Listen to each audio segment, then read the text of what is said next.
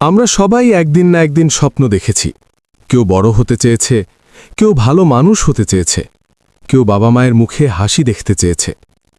কিন্তু সময়ের সাথে সাথে কি হয় জানেন? স্বপ্নগুলো ধীরে ধীরে ছোট হয়ে যায়, আর বাস্তবতার চাপ আমাদের বলে এটা তোমার জন্য না।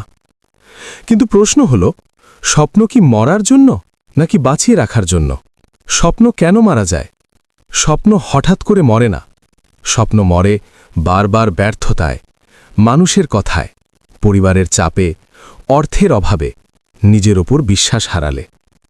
অনেকেই বলে, ভাই এখন আর স্বপ্ন দেখি না।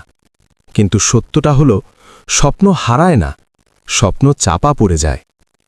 ইসলাম কি বলে স্বপ্ন নিয়ে? ইসলাম আমাদের কখনো স্বপ্ন ছাড়তে শেখায়নি। কুরআন বলে, মানুষ তার চেষ্টা অনুযায়ীই পায়। সূরা আন-নাজম ৩৯। মানে কি? তুমি যদি চেষ্টা করো, আল্লাহ তোমার চেষ্টা নষ্ট করবেন না। নবী সাল্লাল্লাহু আলাইহি ওয়াসাল্লাম ছোটবেলায় এতিম ছিলেন, গরিব ছিলেন, কিন্তু স্বপ্ন ছাড়েননি, কারণ আল্লাহর ওপর ভরসা ছিল। স্বপ্ন বাঁচিয়ে রাখার সবচেয়ে বড় শত্রু কে জানো? মানুষ না, পরিস্থিতি না, টাকা না। সবচেয়ে বড় শত্রু হল হাল ছেড়ে দেওয়া মন। যেদিন তুমি নিজেই বলো আমি পারব না, সেদিনই স্বপ্ন কবর পায়।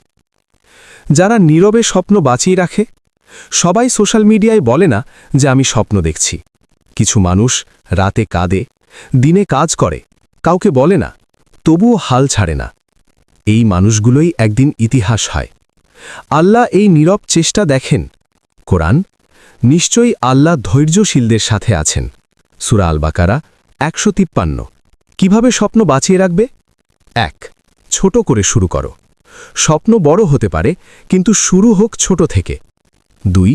দোয়া ছাড়ো না। দোয়া মানে শুধু চাওয়া না, দোয়া মানে আল্লাহর উপর ভরসা। ৩. তুলনা বন্ধ করো। তোমার রাস্তাটা তোমার, কারো জীবনের সাথে তুলনা করো না। ৪. হালাল পথে লেগে থাকো। ধীরে হলেও হালাল পথে চললে আল্লাহ বরকত দেন।